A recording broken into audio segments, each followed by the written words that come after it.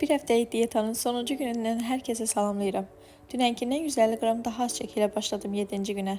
Bir həftə idi çay içmirdim, istedim çayın yanına daha öncəki günlərdə hazırladığım resepti bugün fərqli şəkildə istifadə edib dietik peçenyeler hazırlayayım.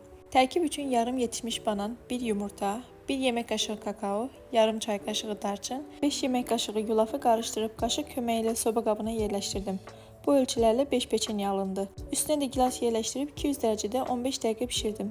İstəsəz tərkibə bir qaşıq damla tünd şokolad da əlavə edə bilərsiniz. Mən tünd şokolad sevmədiyim üçün əlavə etmədim. Bu arada peçenyelerin hamısını bugün yox, sadəcə ikisini yedim.